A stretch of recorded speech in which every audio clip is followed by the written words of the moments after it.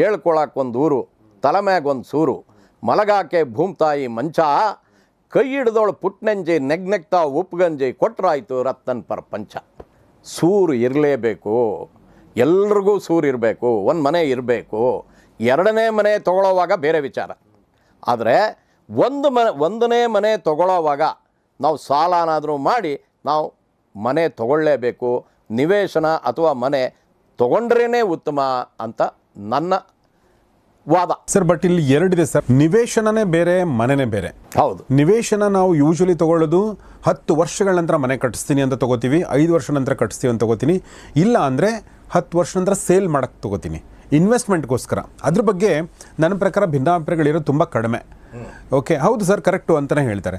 ಆದರೆ ಮನೆ ನಾನು ತೊಗೊಳ್ತೀನಿ ಇರೋಕ್ಕೆ, ನಾನು ಇರೋಕ್ಕೆ ಮನೆ ತೊಗೋತೀನಿ ಅಂತಂದಾಗ ಸ್ವಲ್ಪ ಭಿನ್ನಾಭಿಪ್ರಾಯಗಳು ಬರ್ತವೆ. ಹೀಗಾಗಿ ನಾವು ಯಾವುದೋ ಒಂದು ಟಾಪಿಕ್ ಬಗ್ಗೆ ಮಾತಾಡೋಣ ಅಥವಾ 2 ಟಾಪಿಕ್ ಬಗ್ಗೆ ನೀವು ಎರಡೂ ಒಂದೇ ಅನ್ಸುತ್ತೆ ನನಗೆ. ಎರಡೂ ಒಂದೇ ಅಂತ ಅನ್ಸುತ್ತೆ ನಿಮಗೆ? ಯಾಕೆ ಅಂದರೆ ಓಕೆ, ಒಂದೊಂದೇ ನೀವು ಹೇಳ್ಕೊಂಡು ಹೋಗಿ ಸರ್. ಓಕೆ, ಇವಾಗ ನೋಡಿ, ನನ್ನ ಸ್ನೇಹಿತ ಒಬ್ಬ ಕೋರಮಂಗಲದಲ್ಲಿ 2004ರಲ್ಲಿ 20 ಲಕ್ಷ ರೂಪಾಯಿಗೆ ಒಂದು ಫ್ಲ್ಯಾಟ್ ತೊಗೊಂಡ. 20 ಲಕ್ಷ ರೂಪಾಯಿಗೆ ಫ್ಲ್ಯಾಟ್ ತೊಗೊಂಡಾಗ ಅವನು ಕೈಯಿಂದ ಹಾಕಿದ 5 ಲಕ್ಷ, ಅವನ ಹತ್ರ 5 ಲಕ್ಷ ಇತ್ತು ಅವತ್ತಿನ ತನಕ ಕೂಡಿಕೆ. 5 ಲಕ್ಷ ಹಾಕಿದ್ದ, ಇನ್ನು 15 ಲಕ್ಷ ಸಾಲ ಮಾಡ್ದ. 20 ವರ್ಷದ ಕಾಲ ಸಾಲ ತೀರಿಸ್ದ.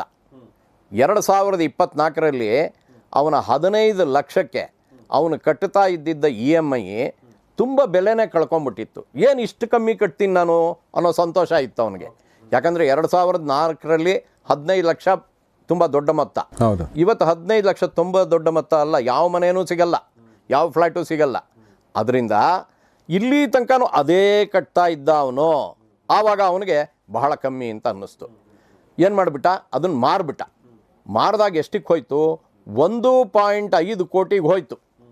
ಅವನು ಇಲ್ಲಿ ತನಕ ಬಡ್ಡಿ ಎಲ್ಲ ಸೇರಿ ಎಷ್ಟು ಕಟ್ಟಿದಾನೋ ಗೊತ್ತಿಲ್ಲ. 15 ಲಕ್ಷಕ್ಕೆ ನನ್ನ ಪ್ರಕಾರ ಒಂದು 40 ಲಕ್ಷ ಮ್ಯಾಕ್ಸಿಮಮ್ ಅಂದರೆ ಕಟ್ಟಿರ್ಬೋದು. ಅದು ಬೇರೆ ಬೇರೆ ದಿನಗಳಲ್ಲಿ ಬಡ್ಡಿಗಳೆಲ್ಲ ಲೆಕ್ಕ ಹಾಕಿದ್ರು. ಆದರೆ 1.5ಕ್ಕೆ ಸೇಲ್ ಆಯಿತು. ಅವನೇ ಸ್ವಂತ ದುಡ್ಡಿನಲ್ಲಿ ಖಂಡಿತವಾಗ್ಲೂ ಅದು ಕಟ್ಟಕ್ಕಾಗ್ತಾ ಇರಲಿಲ್ಲ.